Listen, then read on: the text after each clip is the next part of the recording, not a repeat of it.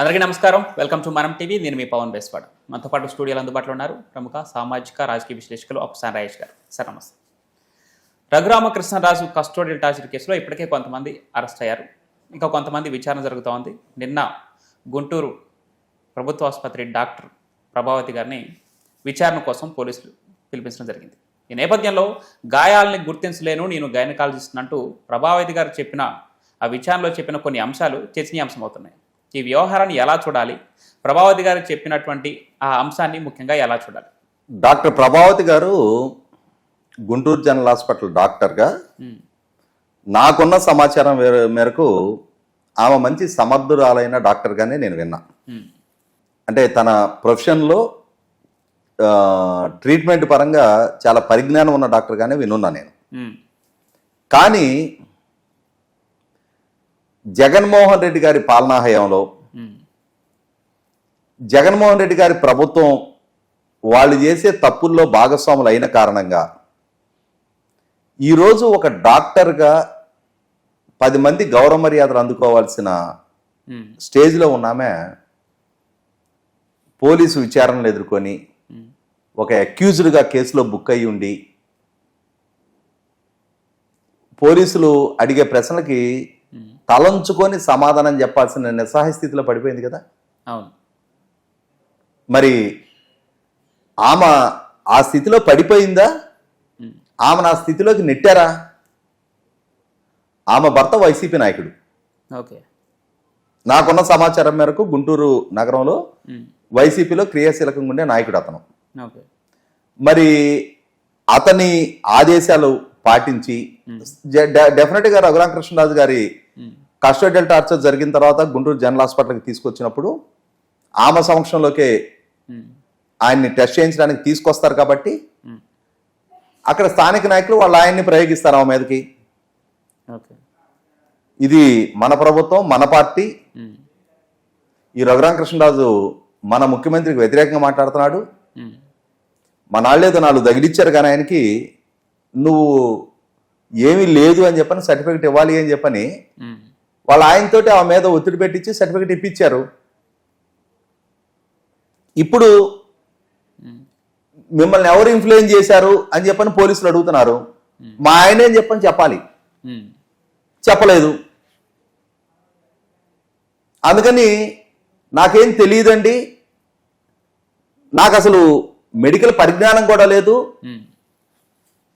నేనేదో గైనకాలజిస్ట్గా ఉన్నాను తప్ప గాయాల గురించి నాకు అవగాహన కూడా లేదు అని చెప్పని ఆమె తన స్థాయి తగ్గించుకొని ఇవాళ మన గ్రామాల్లో ఆర్ఎంపీ డాక్టర్లు ఉంటారు. వాళ్ళ దగ్గరికి వెళ్ళినా సరే కస్టోడియల్ టార్చర్కు గురైన ఒక వ్యక్తిని తీసుకెళ్ళి ఒళ్ళంతా కమిలిపోయిన దాన్ని చూపిస్తే దెబ్బలు కొట్టారా లేదని వాళ్ళే చెప్పగలుగుతారు. అట్లాంటిది ఇంతటి అనుభవజ్ఞురాలైన డాక్టర్ గారికి అర్థం కాలేదా? నేను గైనకాలజిస్ట్ని, నాకు దెబ్బల గురించి తెలియదు అని చెప్పానంటే గైనకాలజిస్ట్ ఎప్పుడయ్యావు? ఎంబీబీఎస్ పూర్తి అయిపోయిన తర్వాత స్పెషలైజేషన్లో గైనకాలజీ చేసావు. కానీ ఎంబీబీఎస్లో మొదటి సంవత్సరంలో నేర్చుకునే కదా ఇవన్నీ కూడా. అట్లాంటిది ఒక వ్యక్తి కాళ్ళు కమిలిపోయిన స్టేజ్లో నీ దగ్గరకు తీసుకొస్తే అవి గాయాలని చెప్పని నాకు తెలియలేదు అని చెప్పని ఇవాళ పోలీసుల ముందు అమాయకత్వాన్ని నటించాల్సిన దుస్థితి ఆమె కల్పించారు. ఎందుకు? అయితే భర్త మీద చెప్పాలి, అందుకని చెప్పని అమాయకత్వాన్ని నటించేస్తే ఏమవుద్ది? భర్త మీద చెప్పుద్ది. జనరల్గా ఏం జరుగుద్ది? ఆమె తన డ్యూటీకి తాను కట్టుబడి ఉండి తన విధులకు తాను గనక న్యాయం చేసే వ్యక్తి అయితే, ఈ ఎక్స్టర్నల్ ఇన్ఫ్లుయెన్స్కి లోను కాని వ్యక్తిత్వం అయితే, నేను ఒక డాక్టర్ని, నా దగ్గరకు వచ్చిన వ్యక్తిని, నా దగ్గర వైద్య సహాయం కోసం వచ్చిన వ్యక్తిని, అతనికి ఏదన్నా నా వైద్యురాలుగా నా అవసరం ఉంటే నేను వైద్యమే చేస్తా తప్ప మీ రాజకీయాలతో నాకు సంబంధం లేదని చెప్పగలిగే వ్యక్తిత్వం, ఆ విధమైన స్థితప్రజ్ఞత ఆమె దగ్గర ఉన్నట్టయితే ఆ రోజే కట్రోట్గా చెప్పేయగలిగి ఉండేది. ఒక డాక్టర్గా తన దృష్టికి ఏ అంశం వచ్చిందో దాన్నే సర్టిఫై చేసి ఉండేది. కానీ ఆమె ఎక్స్టర్నల్ ఇన్ఫ్లుయెన్స్కి ఈల్డ్ అయింది కదా, వాళ్ళ భర్త ద్వారా పెట్టిన ప్రెషర్కి ఈల్డ్ అయ్యి వాళ్ళు అడిగిన విధంగా ఏమీ లేదని చెప్పని సర్టిఫై చేసింది కదా. అంటే ఆ బలహీన మనస్కురాలు తన భర్త పొలిటికల్ అంబిషన్స్ కి అనుగుణంగా తన ఉద్యోగ ధర్మాన్ని తాకట్టు పెట్టింది అనేది నిర్ధారణ అయింది కదా. అవును. ఇప్పుడు ఎవరు ప్రెషర్ పెట్టారు అని చెప్పని అడుగుతున్నారు పోలీసులు. ఎందుకు ఈల్డ్ అవ్వాల్సి వచ్చింది? డెఫినెట్ గా భర్త డామినెన్స్ కావచ్చు, లేదు ఇప్పుడు మనం గనక ఈ విధంగా సపోర్ట్ చేస్తే నాకు పార్టీలో ఇంకొంచెం మంచి పొజిషన్ రావడానికి ఆస్కారం ఉంది అని చెప్పని ఎమోషనల్ గా బ్లాక్మెయిల్ చేసి ఉండొచ్చు అతను. సో ఆ బాండింగ్ కి విలువిచ్చి ఆమె తన అసలు సిసలు వైద్యో నారాయణో హరి అంటారు, ఆ డాక్టర్ కి ఆ వృత్తికి అన్యాయం చేసింది. సో ఇంకా అటువంటప్పుడు ఆ వ్యక్తిత్వాన్ని ఎప్పుడో తాకట్టు పెట్టేసుకుందామే. ఇంకా అదనంగా పరుగు పోయేది ఏం లేదు. ఎస్పీ గారు అడిగాడంట, నువ్వు అసలు డాక్టర్వేనా, చదివే ఈ సర్టిఫికేట్ వచ్చిందా నీకు అని చెప్పని. నేను గైనకాలజిస్ట్ని, నాకు దెబ్బలు తెలియవు అని చెప్పగలుగుతున్నావు అని అంటే నువ్వు అసలు డాక్టర్వేనా అడిగాడంట. తలంచుకుంటుంది. ఇవాళ ఒకసారి తలంచుకోవడానికి అలవాటు పడితే, ఒకసారి వ్యక్తిత్వాన్ని ఎవరో పాదాల దగ్గర తాకట్టు పెట్టడం మొదలైతే జీవితకాలం వెన్నెముక లేకుండానే బతకాల్సి వస్తుంది. ఆత్మవంచన చేసుకుంటా ఆత్మాభిమానాన్ని చంపుకొనే బతకాలి. ఒక వైద్యురాలుగా తన వృత్తికి ఎప్పుడైతే ఆమె ద్రోహం చేసిందో ఆ రోజే ఆమె ఆత్మవంచన చేసేసుకుంది. ఇప్పుడు ఇంక అదనంగా పోయే పరువేం లేదు కొత్తగా. 100% పాళ్ళు ఒక డాక్టర్ని ఆ స్థితికి దిగజార్చిన విషయంలో మాత్రం జగన్మోహన్ రెడ్డి గారి దగ్గర నుంచి ఆమె భర్త దాకా అందరు బాధ్యులే. ఇవాళ ఒక్క ఈ డాక్టర్ ప్రభావతి గారి విషయంలోనే జరగల. జగన్మోహన్ రెడ్డి గారి పాలనా హయాంలో చాలా మంది అధికారులు, ఐఏఎస్ అధికారి లక్ష్మీ షా దగ్గర నుంచి మొదలు పెడితే తిరుపతి పార్లమెంట్ ఉప ఎన్నిక సందర్భంగా ఆ రోజు తిరుపతి ఈఆర్ఓగా ఉండి తన లాగిన్ ఐడిని వేరే వాళ్ళకి షేర్ చేశాడు. ఆ షేర్ చేయటం వల్ల 30,000 దొంగ ఓటర్ ఐడీలు డౌన్లోడ్ చేసుకొని దొంగ ఓటర్ ఐడీలు ముద్రించి ఎన్నికల్ని ఒక అపహాస్యంగా మార్చారు అని చెప్పని ఎలక్షన్ కమిషన్ విచారణ చేసి నిర్ధారణ చేసుకొని అక్కడ ఐఏఎస్ అధికారి లక్ష్మీ షాని సస్పెండ్ చేసింది. అక్కడి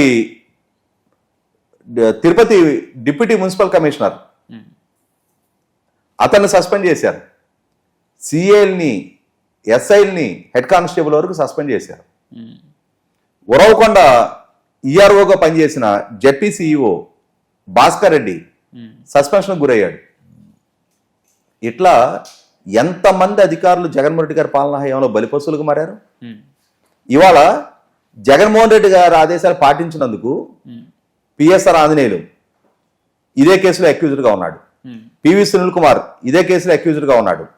విజయపాల్ రిటైర్డ్ డిఎస్పి, ఏఎస్పి, ఆయన అరెస్ట్ అయ్యి జైలుకి వెళ్ళి బెయిల్ మీద బయటకు వచ్చాడు. కాదంబరి జత్వానీ కేసులో కాంతిలాల్ రాణా టాటా మొన్నటి వరకు తలెత్తుకొని సగర్వంగా విజయవాడ కమిషనర్గా ఉన్న ఆయన ఇవాళ సస్పెన్షన్లో ఉన్నాడు. విశాల్ గున్ని సస్పెన్షన్లో ఉన్నాడు. అదే కేసులో పిఎస్ఆర్ ఆంజనేయులు కూడా అక్యూజ్డ్గా ఉన్నాడు.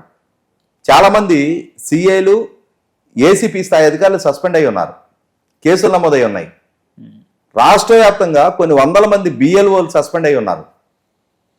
వీళ్ళ ఆదేశాలు పాటించినందుకు 970 మంది వాలంటీర్ల మీద కేసులు నమోదైనాయి.